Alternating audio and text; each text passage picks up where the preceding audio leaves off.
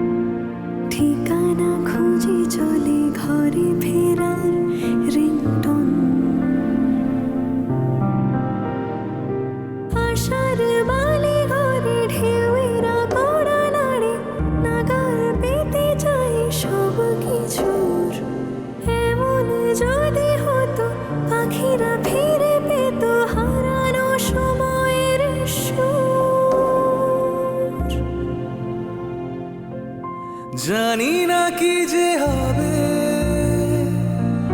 হয়তো মিশে যাবে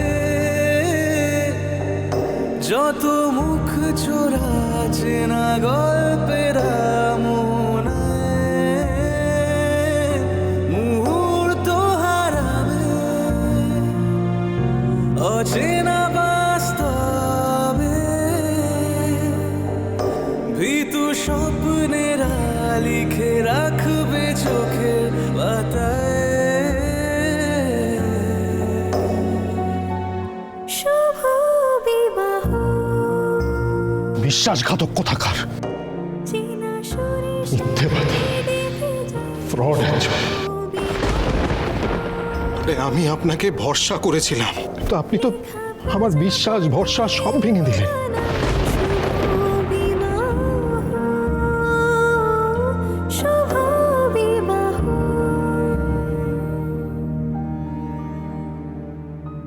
মা আপনি বসুন, আমি আপনার জন্য একটু জল আর মিষ্টি নিয়ে আসছি। কোনো দরকার নেই, অনেক রাত হয়েছে, যে যার ঘরে শুতে যাও।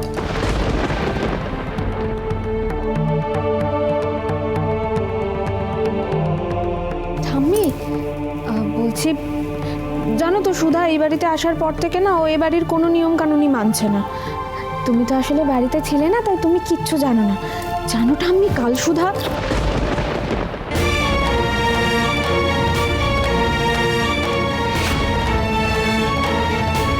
আমি সুধাকে এই বাড়ির বউ করে এনে যে কোনো ভুল করিনি, সেটা আবার একবার আজ প্রমাণ হয়ে গেল।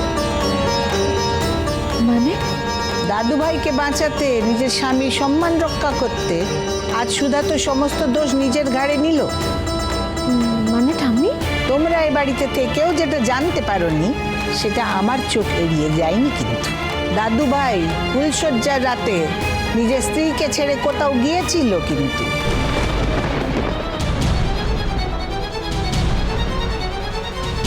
কি বলছো ঠাম্মি? ভাই কোথায় গেছিল? তা জানি না, কিন্তু কি এমন কাজ ছিল তা না জানা পর্যন্ত চুপ করে থাকার পাত্রী আমি নই।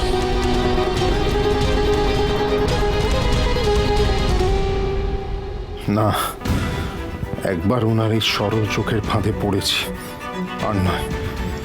বি ভেরি কেয়ারফুল তেজ বসু মল্লিক, আর ওনাকে বিশ্বাস করার মতো চরম ভুল আমি করব না।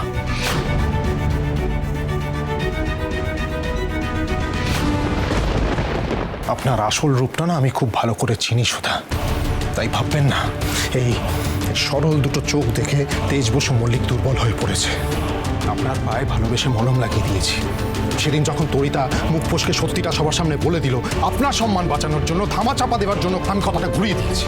এইসব দেখে ভাববেন না যে আমার মনে আপনার প্রতি বিন্দুমাত্র মায়া বা দরদ জেগেছে।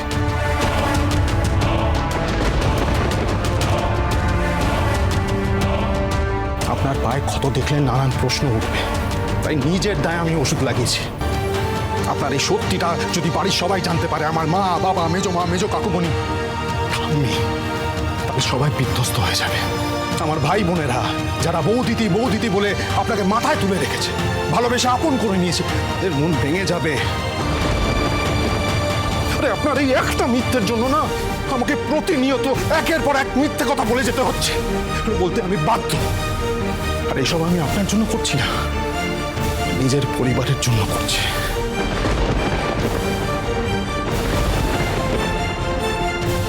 সেই জন্যই বুঝি আপনি আমার বিপদে বারবার এগিয়ে আসেন।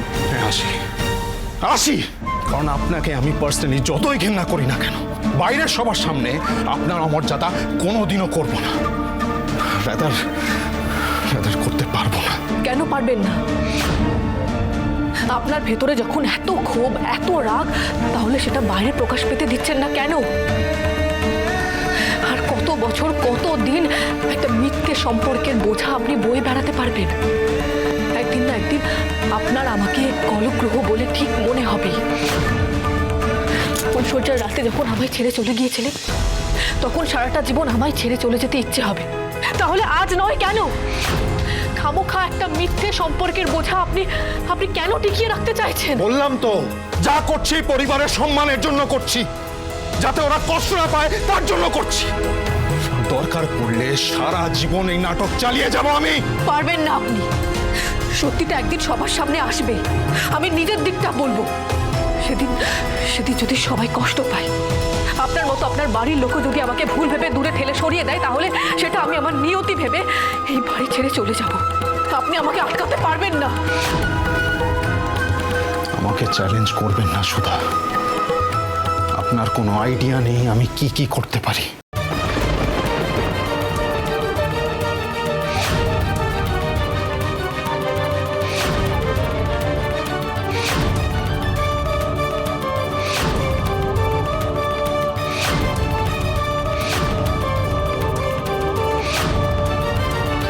সারা জীবন আমি অহংকার করেছি যে তেজ বসু মল্লিক কোনোদিনও কোনো মানুষকে চিনতে ভুল করতে পারে না। আপনিও আমার সেই অহংকার ভেঙে দিয়েছেন। জীবনে আরেকবার আমি মানুষ চিনতে ভুল করেছি। ভুল যখন করেছি তখন তার প্রায়শ্চিত্ত করতে আমি বাধ্য। আমি কিন্তু আমি একা না সুধা। এর ফল আপনাকেও ভুগতে হবে। সারা জীবন এই বাড়ি থেকে আপনি কোথাও বেরোতে পারবেন না, আর এই সত্যিটাও আপনাকে লুকোতে হবে সবার থেকে সারা জীবন। আর যদি বলে দিই, তাহলে কি করবেন আপনি? আর কতবার আমাকে আটকাবেন? আর কতবার একটা সত্যি লুকোতে হাজারটা মিথ্যে বলবেন?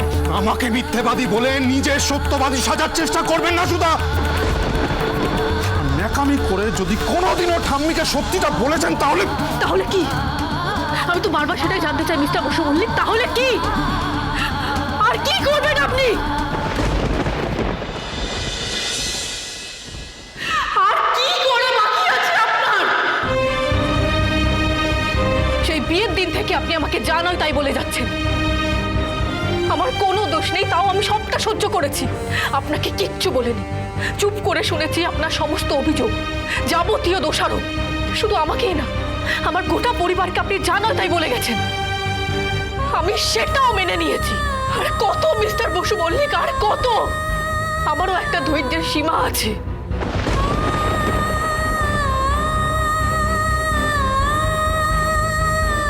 ভুলে যাবেন না, এই বিয়েটা কিন্তু আমি স্বেচ্ছায় করতে চাইনি। সম্বন্ধপত্র আপনার ঠাম্মি পাঠিয়েছিল। আমরা তো ভেবেছিলাম দোয়েলের সঙ্গে আপনার বিয়ে হবে, কিন্তু আপনার ঠাম্মি দোয়েলকে নয়, আমাকে আপনার জন্য বেঁচেছি। আমি আপনাকে বারবার সত্যিটা বলতে চেয়েছিলাম, বললাম আমার আপনার সাথে কথা আছে, আমার নিজের অতীত নিয়ে আপনাকে কিছু জানাতে চাই। তখন আপনি বললেন আপনি সবটা জানেন, অতীত আপনারও আছে। তাই পুরনো সবকিছু বলে আমরা নতুন শুরু করার কথা ভাববো। কি বলেননি আপনি? এটা বলুন।